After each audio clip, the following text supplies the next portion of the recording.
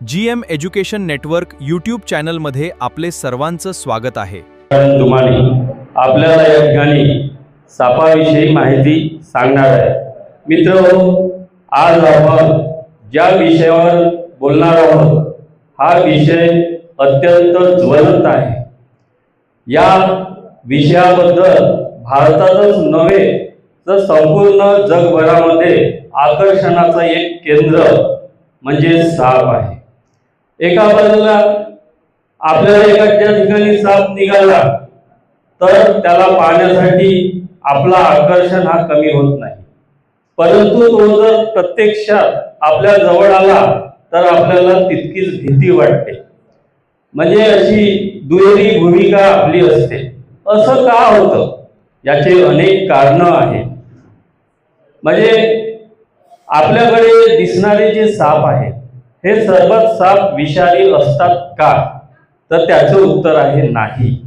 परंतु सापाची पुरेशी माहिती आपल्याकडे नसते आणि जुन्याच पद्धतीनं आणि परबडलेल्या चालीरीतीनुसार आपण त्या एखाद्याच्या सांगण्यावरून साप म्हणजे विषारी, साप म्हणजे मृत्यू असा आपला समज होत असतो. आणि म्हणून सापाला समजण्याचा आपण कधीही प्रयत्न करत नाही. दिसला साप मारणे. साप हा निसर्गातील अत्यंत महत्त्वाचा घटक आहे. मित्रहो, आपण या निसर्गामध्ये प्रत्येक जीवजंतू हा निसर्गासाठी आवश्यक आहे आणि निसर्गाचे जीवनचक्र चालवण्यासाठी साप देखील तितकाच महत्त्वाचा घटक आहे. आणि म्हणून या सापाला वाचवणे गरजेचं आहे. त्याचबरोबर होणारे जे काही सर्पदंश आहेत आणि सर्पदंशामुळे जे काही मृत्यू आहे त्याला वाचवणे तितकंच महत्त्वाचं आहे. त्या ठिकाणी ते करणार नाही. तर साधारणतः विषारी सापामध्ये पहिला जो साप आहे ज्याला भारतीय नाग असं म्हटलं जातं, इंग्रजीमध्ये याला इंडियन स्पेक्टिकल कोब्रा या नावानं ओळखला जात असतो. आपल्या ग्रामीण भागामध्ये याला गवाऱ्या नाग असं म्हटलं जात असते. साधारणतः या सापामध्ये 3 प्रकार येत असतात. हा आपल्या भागामध्ये मोठ्या प्रमाणात दिसतो, आपल्याच भागामध्ये आहे. पहिला प्रकार आहे किंग कोब्रा, जो ओरिसा जो राज्य आहे त्या राज्यामध्ये तो दिसत असतो. त्याच्यानंतर दुसरा प्रकार आहे ब्लॅक कोब्रा, तो पण आपल्या भागामध्ये काही प्रमाणात आहे. आणि तिसरा जो प्रकार आहे तो स्पेक्टिकल कोब्रा.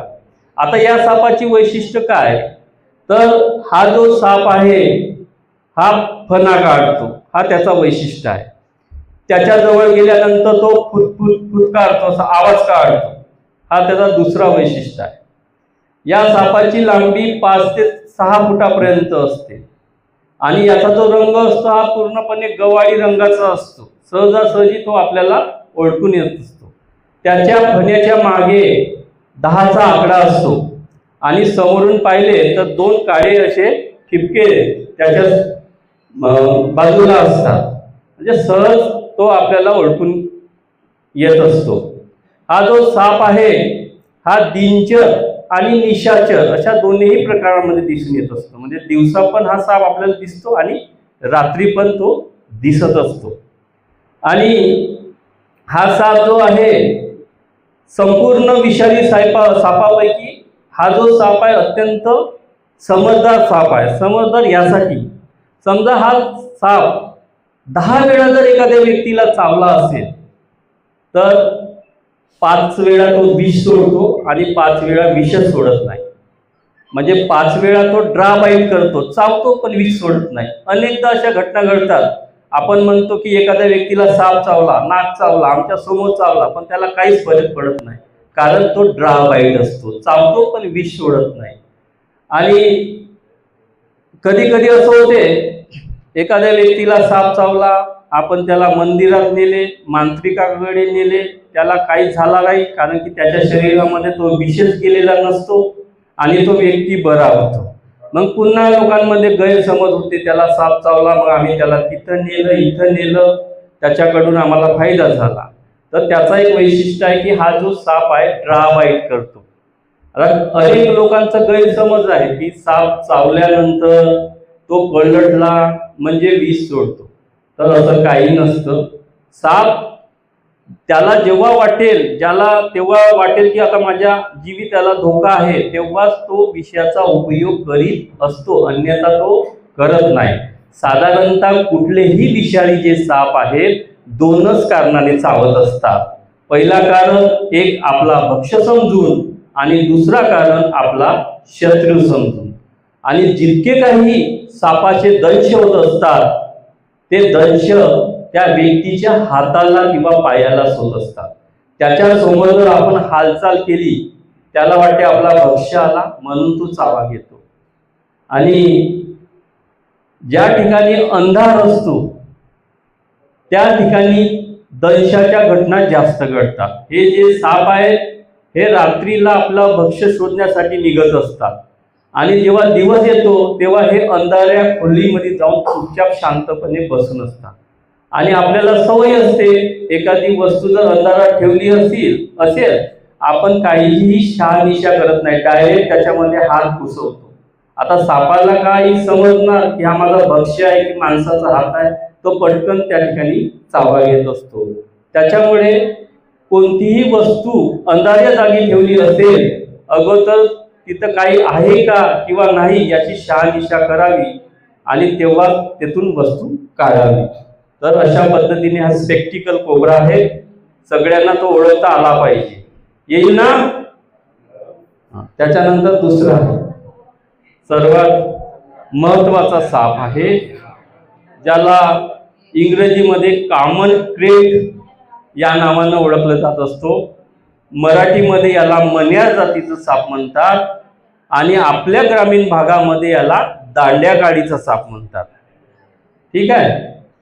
तर जो जप्तलाईला घटना घडली त्याच्यामधला हा साप आहे, तोच साप आहे, त्याला मण्यार जातीचं साप म्हणतात. याचे जे शरीर असते हे काळ्या किंवा निळ्या रंगामध्ये असते. हा जो त्याचा रंग असतो हा निळा किंवा काळा असतो. याच्यावर ज्या आडव्या पट्ट्या असतात त्या पूर्ण शरीरावर असतात. याच्या मानेला 2 पांढरे ठिपके असतात आणि हे जे पांढऱ्या पट्ट्या असतात त्याच्या मानेपासून तर पाठीपर्यंत कमी कमी अंतरावर होत जाऊन इकडे पाठीपासून तर शेपटीपर्यंत दाटी दाटीने अशा वाढलेल्या असतात. आणि हा साप निशाचर आहे, फक्त तो रात्रीलाच निघतो. साप जे असतात हे साप आपला तापमान नियंत्रित करू शकत नाही आणि यांना थंडीच्या वेळेस उष्णतेची आवश्यकता असते आणि म्हणून हे साप अलगद आपल्या घरामध्ये येतात. आणि उष्णता घेण्यासाठी आपण जर खाली झोपलेलो असेल, तिथे चादर आपण पांघरून झोपलेले असतील, त्या चादरेमध्ये जाऊन चुपचाप गुपचूप हा त्या ठिकाणी लपून बसतो.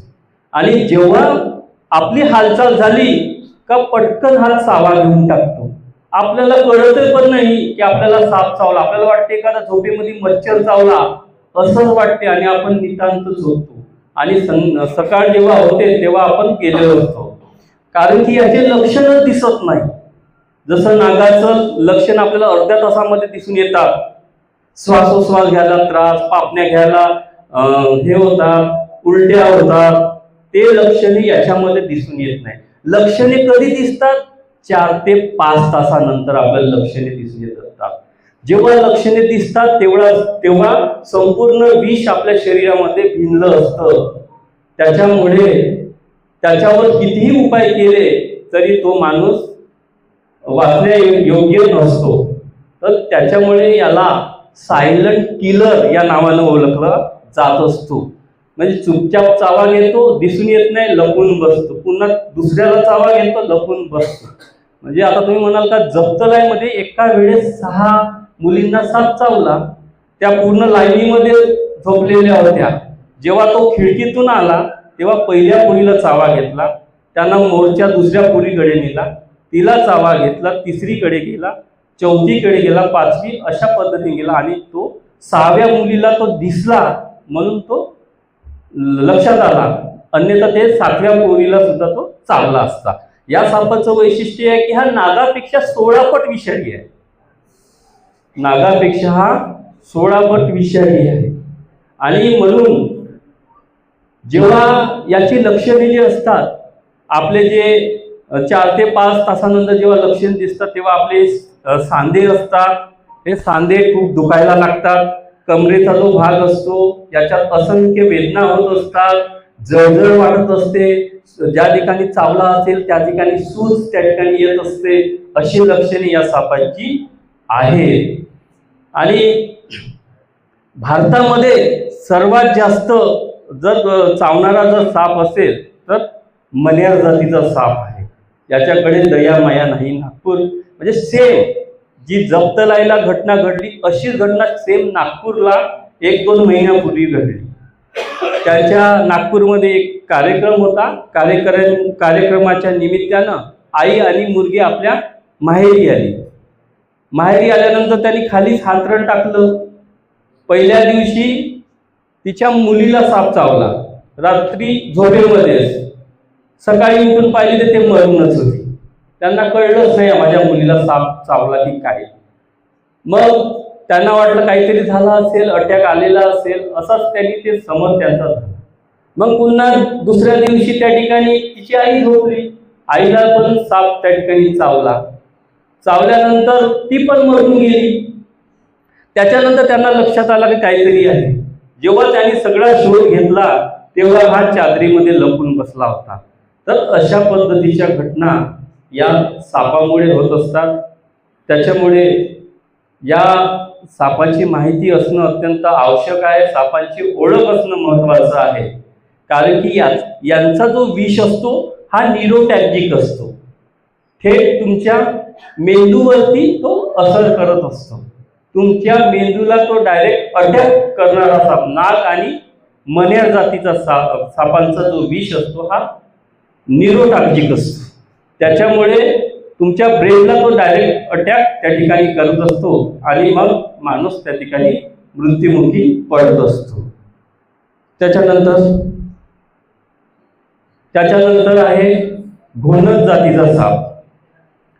साधारणतः शेतामध्ये वगैरे हा साप आपल्याला दिसून येत असतो. याला इंग्रजीमध्ये रसेल व्हायपर या नावानं ओळखलं जात असतो. मराठीमध्ये किंवा आपल्या ग्रामीण भागामध्ये टवऱ्या महाढोर असं त्याला नाव आहे. आता या सापाची लांबी 4 ते 5 फुटापर्यंत असते. आपण बघू शकता हा जो साप आहे हा तपकिरी रंगाचा आहे आणि त्याच्या गोलगोल असे चट्टे आहेत. हे गोलगोल चट्टे जे असतात त्याच्या शरीराच्या दोन्ही बाजूने गेलेले असतात आणि शरीराच्या मध्यभागी सुद्धा हे गेलेले असतात. याचे तोंड जे असते ते चापट असते आणि त्याला 2 असे नाकाजवळ असे 2 पीठ असतात, म्हणजे छिद्र असतात. जेव्हा तुम्ही याला डिवचलं तर हा कुकरच्या शिटीसारखा आवाज काढतो. इतक्या जोरात तो आवाज काढतो की तो सहज आपल्याला लक्षात येऊन जातं. या सापाचं वैशिष्ट्य असं आहे की हा अंडे घालत नाही, डायरेक्ट पिलांना जन्म देत असतो. त्यानंतर या सापाचं वैशिष्ट्य पुन्हा असं आहे की या सापाचे विषदंत जे असतात ते अत्यंत मोठे असतात. जेव्हा एखाद्या व्यक्तीला जर त्यानं बाईट केला तर तो मांसच घेऊन बाहेर येत असतो. म्हणजे याची जी जखम असते ती फार मोठी असते. याचा जो विष असतो हा हेमोटॉक्सिक नावाचा असतो, म्हणजे रक्तबाधक, थेट तुमच्या रक्तावर परिणाम करतो. म्हणजे तुम्हाला समजा साप चावला तर तुमचे रक्त जे आहे ते गोठवत नेत असतो आणि मग तुमच्या थेट किडन्यावर परिणाम होत असतो. नाकातून, तोंडातून, लघवीतून रक्त या ठिकाणी येत असतं.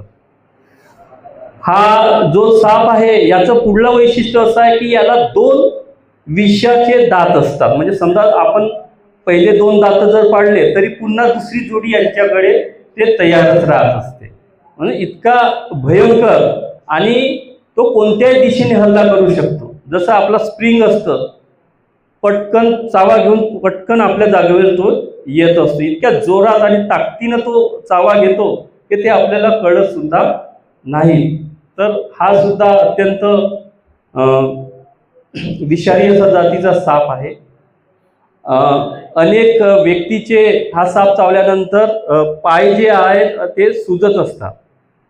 अनेक लोक साप चावल्यानंतर घरगुती इलाज करतात, म्हणजे ताबडतोब हा साप चावल्यानंतर व्यक्ती मरत नाही, 2-2, 3-3 महिने सुद्धा जिवंत राहू शकतो. याचा जो असर असतो हा हळूहळू त्या ठिकाणी होत असतो. म्हणजे समजा आपण दवाखान्यात गेले, इलाज केल्यानंतर सुद्धा आपल्याला भविष्यामध्ये त्याच्यापासून धोका होऊ शकतो. असा हा विषारी साप आपल्या भागामध्ये दिसून येत असतो. त्याच्यानंतर सर नेक्स्ट याला ऐरण बैरण किंवा पटेरी मन्या आपल्या भागामध्ये सतरंजा म्हणतात. इंग्रजीमध्ये याला बँडेड क्रेट या नावाने ओळखला जात असतो. जो आपण मन्या जातीचा साप पाहिला ना, त्याच कुळातील हा साप आहे. म्हणजे या सापाचं वैशिष्ट्य असं की हा जो साप आहे फक्त आपल्याच जिल्ह्यामध्ये दिसून येत असतो, बाकीच्या जिल्ह्यामध्ये तो दिसून येत नाही. फक्त आपल्याच जिल्ह्यामध्ये हा पटेरी मन्या सापाचं अस्तित्व आहे. साधारण ते 6 फुटापर्यंत हा वाढतो. हा जो साप आहे पाहण्यासाठी इतका देखणा आणि अट्रॅक्टिव्ह आहे. हा सुद्धा निशाचर आहे, फक्त रात्रीलाच तो निघत असतो आणि याच्यावर काळ्या आणि पिवळ्या अशा बँड असतात. जसा गतिरोधक असतो ना, गतिरोधकवर जशा पट्ट्या मारल्या असतात सेम अशाच पट्ट्या त्याच्या शरीरावर असतं. याचं शरीर जे आहे ते गुळगुळीत आहे आणि त्याच्या पाठ जी आहे अशी उंच आहे, अशी धार आलेली आहे उंच अशी, आणि याची शेपटी जी असते ते बोथड असते. याचं डोकं जो असते ते चापट असते. या सापाचा जो स्वभाव आहे तो शांत आहे, म्हणजे सहसा तो चावायला येत नाही, शांत असते आणि खूप लाजाळू आहे. त्याला तुम्ही डिवचलं तर आपल्या शरीराभोवती आपली डोकं लपवत असतो. पण अतिशय विषारी जातीचा साप आहे. याचा प्रमुख खाद्य म्हणजे विषारी साप किंवा बिनविषारी साप, तेच खाऊन तो जगत असतो. इतर तो काही खात नाही, सापच खाऊन तो जगत असतो. अशा पद्धतीचा हा साप आहे. याचं वैशिष्ट्य आणि तो मन्या जो पाहिला आपण कॉमन क्रेट, दोघांचंही सारखंच त्या ठिकाणी आहे. सर कुठलेही साप सर, विषारी साप कुठलेही, त्यांना जर भक्ष्य त्या ठिकाणी मिळाला नाही तर दुसऱ्या सापांना ते खाऊन जगतात. दुसऱ्या सापांना खाऊनच जगतात. हो हो हो सर, हो हो हो. जेव्हा त्याला काहीच भेटत नाही तेव्हा तो स्वतःलाच मग खात असतो. सर आपण प्रश्न मग सगळं झाल्यावर घेऊ. तुमच्या मनात काही कन्फ्युजन असेल काही घेऊ, काही विषय. त्याच्यानंतर आपण पाहूया फुरशी जातीचा साप. हा विषारी सापातील सर्वात लहान, आशिया खंडातील सर्वात छोटा साप म्हणून याला ओळखतो. 1.5 ते 2 फुटापर्यंत याची लांबी असते. साधारणतः जे डोंगराळ प्रदेश असतात, डोंगराळ भाग असतो, त्या भागामध्ये हा साप दिसून येत असतो. तपकिरी रंगाचा आणि पांढरे असे नक्षीदार काम त्याच्या शरीरावर असते आणि त्याच्या डोक्यावर धनुष्यबाणासारखा चिन्ह असतो. आणि या सापाचं वैशिष्ट्य, याला बारीक असे खवले असतात. जेव्हा हा रस्त्यानं चालत असतो तेव्हा तो आपले खवले जे आहेत ते एकमेकाला घासत असतो आणि जेव्हा घासतो तेव्हा त्याच्या शरीरातून आवाज निघतो, कर कर असा तो आवाज करून चालत असतो. हा सुद्धा आपल्या भागात दिसून येणारा साप आहे. साधारणतः 5 विषारी साप आपण पाहिले. आपल्या भागात दिसणारे 5 विषारी साप. पहिला होता नाग, सगळ्यांना ओळखतो. दुसरा होता मन्या, तिसरा होता घोणस, चौथा होता पटेरी मन्या आणि 5वा होता फुरसे. या 5 पैकी नाग हा कॉमन आहे, म्हणजे तो आपल्याकडे दिसतोच इतरत्र. मन्या सुद्धा दिसतोच. त्याच्यानंतर घोणस जो आहे ते जे शेती आहे किंवा दलदरी भाग आहे त्याच्यामध्ये राहणारा तो साप आहे आणि पुरुषी ह्या डोंगराळ प्रदेशामध्ये तो दिसतो, म्हणजे सहसा तो दिसत नाही. मित्रांनो, माझा व्हिडिओ आवडल्यास माझ्या व्हिडिओला लाईक करा, कमेंट करा आणि शेअर करा.